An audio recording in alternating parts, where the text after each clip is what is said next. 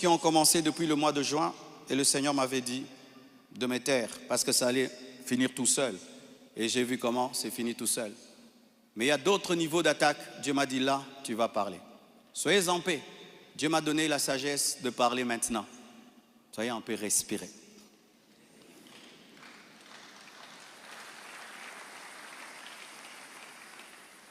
Désormais, lorsque j'aurai des choses très importantes et pertinentes, j'écrirai et puis je lirai. Amen. Comme ça, je reste vraiment dans ce que je devais dire et ce que Dieu m'a demandé de dire. Shalom, bien-aimé. Et j'aimerais que ça passe en ligne. Comme le combat est sur Internet, la réponse est sur Internet également.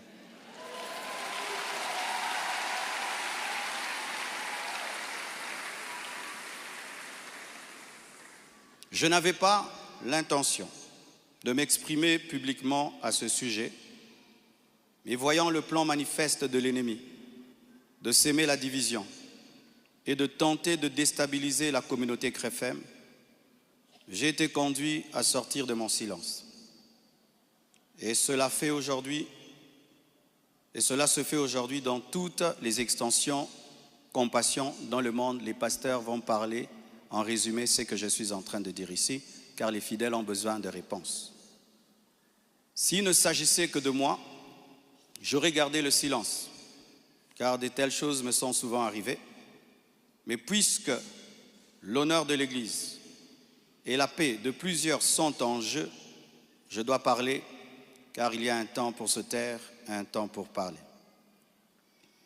Suite au décès de mon épouse Blanche, j'avais pris l'initiative de faire construire une maison pour ma belle-mère en mémoire de sa fille. Et c'était ça le plan, d'ailleurs. Je ne sais pas s'il y a les photos. C'était ça le plan de cette maison R+1. Par amour pour elle, par amour pour sa fille, en mémoire d'elle. Sur la parcelle, ma parcelle qui est à Bibois, 10 mètres sur 30 que j'allais lui donner. 10 mètres, 15 mètres sur 30, ou 10 mètres sur 30, j'ai oublié. Alors, lorsque j'ai décidé de le faire, le projet était déjà en cours avec son fils et un architecte, d'ailleurs celui qui est en train de nous construire ici. J'ai décidé d'en informer également la branche paternelle de la famille, pour des raisons de transparence. C'est alors que l'on m'a demandé de donner la même chose en espèces pour la famille paternelle. Ça veut dire l'argent que je vais dépenser pour construire cette maison pour la maman, que je donne aussi la même somme du côté du papa. J'ai expliqué que je ne pouvais donner que 250 000 $ pour l'ensemble des deux familles, considérant que je n'ai qu'une seule belle famille et qu'il leur revenait de se répartir cela entre eux. Mais à ma grande surprise, on m'a dit que la maison était considérée comme un cadeau que Blanche avait promis un jour et qu'elle ne comptait pas donc dans l'héritage. Ils exigeaient donc une somme supplémentaire pour atteindre un total de 800 000 $. Par ailleurs, certains membres de leur famille ont contesté ma désignation légale comme liquidateur de mes propres biens, réclamant que ce rôle soit attribué à ma belle-mère. Ce que j'ai catégoriquement refusé, car cela ne respecte ni le droit ni l'équilibre. Comment je peux être vivant et c'est quelqu'un d'autre qui va liquider mes biens? Ils m'ont également reproché d'avoir exprimé pendant le deuil ma volonté de ne plus me remarier, une déclaration faite sous le choc et la douleur, car lorsqu'on pleure, on dit des choses, en prétendant que j'avais menti parce que j'ai finalement choisi de reconstruire ma vie. L'un d'eux m'a même dit que je devais rester veuf jusqu'à ce qu'ils reçoivent leur héritage. 2 réunions ont eu lieu entre moi et une partie de ma belle famille. Malheureusement, aucun accord n'a pu être trouvé. Ils m'ont officiellement réclamé 800 000 $ au travers de mes avocats, tandis que j'avais proposé 250 000 $ à l'amiable, par amour, par respect et pour honorer la mémoire de Blanche. Cela alors même que dans ma famille Tounassi, les biens sont toujours laissés à 100% aux orphelins, car cela est notre coutume, nous ne dérangeons jamais les veuves ni les veufs, tout est donné aux orphelins. Suite à cette impasse, nous avons lancé un inventaire légal de mes biens, conformément au code de la famille en RDC, dans le cadre d'un régime de communauté de biens avec 4 héritiers. À ce jour, leur part est estimée à moins de 150 000 $, car certains biens que nous avons, certains ont été mis totalement au nom des enfants, et nous, on n'est que des représentants, mais ce n'est pas à nous. Et d'autres biens ont été donnés à l'orphelinat. On a vendu notre parcelle de Limété à l'orphelinat à un prix cadeau.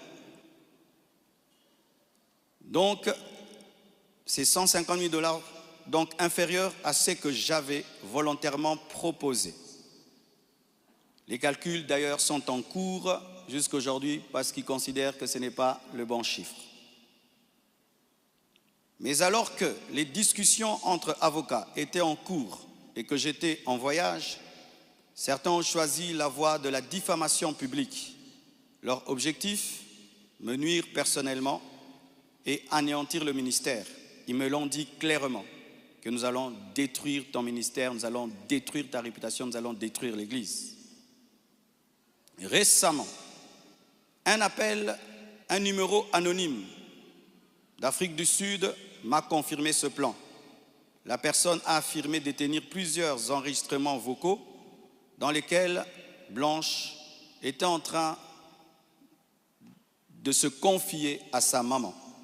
Et un jour, je parlerai de tout ça, mais pas maintenant. J'en parlerai dans 1 mois, 6 mois. Un jour, je parlerai de tout ça. Ces paroles arrachées de leur contexte et de leur timing, me faisant passer pour un mauvais mari, notre couple pour un couple détruit, alors que la plupart d'entre vous ici, vous savez combien nous nous aimions, mais dans chaque couple, il y a des temps, des fois, des petites frictions, comme dans tous vos couples. Et en 18 ans, jamais nous n'avons parlé de divorce, je ne l'ai jamais frappé, je ne l'ai jamais insulté, je ne l'ai jamais tapé. Après 18 ans de mariage, je lui ai redemandé en mariage. Je suis allé prêcher dans l'église de mon fils Olivier, au Botswana. Tout ce qu'il m'a donné pour me bénir, je lui ai acheté une bague en diamant et je lui ai redemandé en mariage. Elle avait même témoigné dans une émission ici. Quand vous voyez ces dernières vidéos, cette femme était heureuse, était épanouie. Aujourd'hui, on veut changer toute cette belle histoire en un couple détruit. C'est totalement faux. Ceux qui veulent me croire, croiront. Ceux qui ne veulent pas, ne croiront pas. Mais je sais qui je suis devant Dieu et comment j'ai fait de tout mon mieux pour que cette femme ne manque de rien et de rien et de rien. Je ne sais pas si un jour Oracle pourra m'appeler et je l'enregistrerai pour un jour sortir ces enregistrements. Des fois, je me pense être dans un film. Il m'a aussi été reproché faussement qu'Esther venait déjà à Kinshasa du vivant de Blanche, ce qui est faux. Vous pouvez aller à la DGM, c'est seulement le mercredi. Elle est venue quand? Mercredi qu'elle est venue. Et d'ailleurs, quand elle est arrivée à l'aéroport, la DGM devait l'amener parce que c'était sa première fois. Je l'ai rencontrée après le départ de Blanche au travers d'un ami. Avant cela, je ne la connaissais pas. On ne se connaissait pas. Et on dit que j'allais souvent au Canada plus de 10 fois. De toute ma vie, je suis allé au Canada que 2 fois, pendant que Blanche était vivante. Et après, j'ai voulu aller, je n'ai pas eu le visa. Ceux qui font mes démarches de visa du Canada sont là. Je ne suis même pas allé 3 fois au Canada dans ma vie. Et ce qui est pire, on dit que j'ai pris ces biens, ces sacs, C'est plutôt ces habits, j'ai mis dans des sacs poubelles pour donner à la belle famille. Est-ce que toi, tu gardes tes habits dans des sacs poubelles pour que moi j'ai des sacs poubelles à mettre des vêtements? On a mis ces habits dans des valises et dans des gros sacs parce qu'il y en avait beaucoup. Quand ils sont venus prendre les habits, ils ont cru qu'il y en aurait quelques-uns. Il n'y avait pas assez de place dans leur voiture. J'ai dû leur prêter même un bus pour amener les habits. Il y avait au moins 4 grandes valises et des grands sacs. Les sacs là qu'on utilise quand on a trop de vêtements. Mais ce ne sont pas des sacs poubelles. Plus de 6, si j'ai oublié. J'ai même la photo, je compte parce qu'il faut être précis. C'est ça, 4 valises et 1, 2, 3, 4, 5, 6 grands sacs. Et si certains doutent, je vais vous envoyer tout ça au président des départements. Vous aurez ces photos. Tout ça, pourquoi?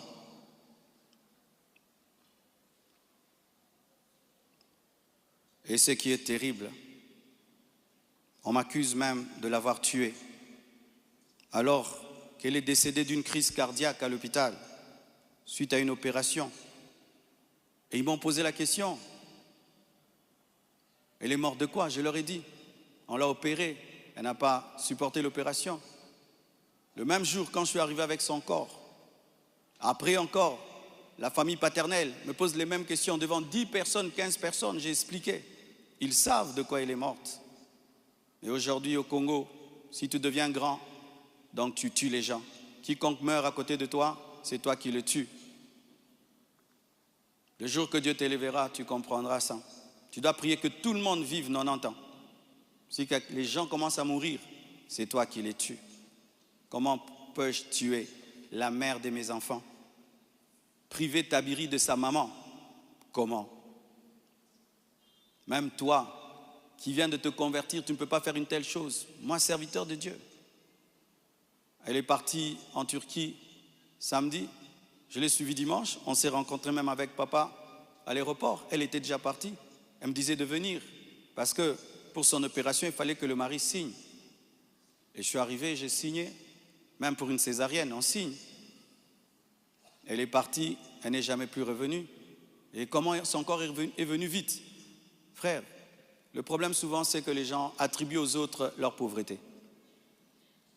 Lorsqu'il n'y a pas les moyens, quelqu'un peut mourir lundi pour que le corps vienne. On prend 2 semaines de cotisation. Mais quand Dieu t'a béni et tu as des relations, et même le médecin est touché par ce qui t'est arrivé, c'est ce médecin qui a tout fait. Je dis, je ne peux pas dormir dans votre pays, je ne peux pas rester, je ne peux pas supporter. Je dois partir demain. Mes enfants ne peuvent pas rester en train de pleurer dans ce pays. Il a dit, qu'est-ce que tu veux que je fasse? J'ai dit, fais tout, que je rentre. Il a tout fait et on est venu. Et c'est la sorcellerie. Comment quelqu'un peut mourir tel jour? Du coup, vous prenez le corps, vous amenez, c'est trop vite. Donc vraiment, c'est terrible, terrible. Vraiment le niveau de raisonnement que les Congolais nous avons atteint, vraiment. Vraiment que les écoles recommencent, je ne sais pas, vraiment. C'est terrible. Des fois, je me dis, tous les derniers de la classe qu'on ne voyait plus, ils sont remplis maintenant, là-bas.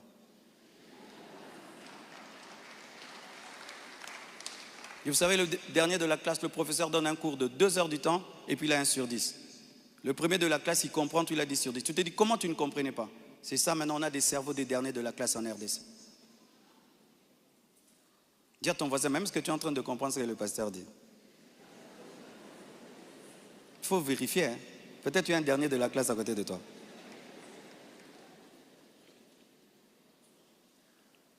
Tout cela n'est rien d'autre qu'un chantage, motivé par l'appât du gain, car cette personne me dira, donne-nous l'argent, nous avons des voices, sinon nous allons te détruire. Tout ça, c'est un chantage motivé par l'appât du gain. Pourtant, malgré tout, j'étais disposé, je suis disposé à donner 250 000 $ par respect pour Blanche et pour sa famille et pour la paix. Mais je ne peux pas accepter l'injustice d'une exigence démesurée de 800 000 $. Comme je vous dis toujours, cette église n'appartient pas à mes enfants. J'ai investi 26 ans de ma vie dans cette église, mais rien n'est à mes enfants. Qu'est-ce que mes enfants auront? Les quelques biens que j'ai, c'est à eux. Ils ne viendront pas un jour vous déranger ici. Et donc je ne peux pas donner par peur ou par chantage ce qui est à eux. Ils diront, tu es quel genre de père? Et l'église, ce n'est pas nous. Et ce que tu as n'est pas à nous. Je ne le ferai pas. C'est pourquoi j'aimerais dire aux veuves et aux veufs, ne vous laissez pas dépouiller. Ne vous laissez pas dépouiller. Ne vous laissez pas dépouiller. Ce que je prêche, je le vis. Mon combat, c'est que je vis ma prédication, mon message. Mon combat, c'est le message de la sainteté qui dérange. Mon combat, c'est que une fois, j'ai vu l'esprit du léopard et il m'a dit, tu veux me combattre? Ce pays est tenu par un esprit de léopard, un esprit méchant. Regardez comment nous sommes devenus méchants. Regardez comment nous sommes devenus méchants, mes frères. Cette méchanceté démoniaque satanique. Et quand j'ai vu cet esprit, vous avez vu tout ce qu'on a connu. C'est pourquoi, pour finir, je vous prie, ne cédez pas à la haine. Au-delà des personnes visibles, il y a un combat spirituel. C'est une attaque de l'esprit de léopard que Dieu m'avait déjà révélé. Un esprit rusé et violent qui cherche à abattre les hommes de Dieu et à ravager les familles. Bénissez ceux qui vous persécutent. Priez pour ceux qui vous calomnient. Matthieu 5, verset 44. Ce n'est pas le moment de combattre dans la chair. Restons enracinés dans la vérité, dans l'amour et dans la prière. Pour ceux qui souhaitent des informations juridiques fiables, je vous invite à contacter mes avocats, le maître Béladé et le maître Abed, qui sont des fils de la maison. Et sachez que toute chose concourt au bien de ceux qui aiment Dieu. Romains 8, verset 28. Et je rends grâce à Dieu pour toutes mes épreuves et tous mes combats. Je suis l'un des hommes de Dieu aujourd'hui les plus persécutés dans ma génération. Quand je regarde mes amis, mes pères, des fois je me dis, Satan vous a oublié ou quoi? Mais je rends grâce. Ça fait de nous une église 4x4. Les gens sont étonnés. Comment cette église n'est pas morte? D'ailleurs, ça grandit. On vous insulte, vous allez à l'église. Vous allez mercredi, vous allez vendredi. Venez 25 matins, une église 4x4. Car ce qui ne te tue pas te rend fort. Et avec Dieu, nous ferons des exploits. Alléluia! Ce message est l'avant-dernier que je ferai à ce sujet. Après le suivant, dans des mois, pas 25 matins, je vous laisse tranquille, les mêmes équilibres, profondeur. Après, une seule chose après. Et puis, on n'en parlera plus. Ceux qui voudront croire, croiront. Mais sachez que moi et vous, nous devons continuer à bâtir comme Néhémie, une main à l'œuvre et l'autre sur l'épée. À bon entendeur, salut, que Dieu vous bénisse abondamment.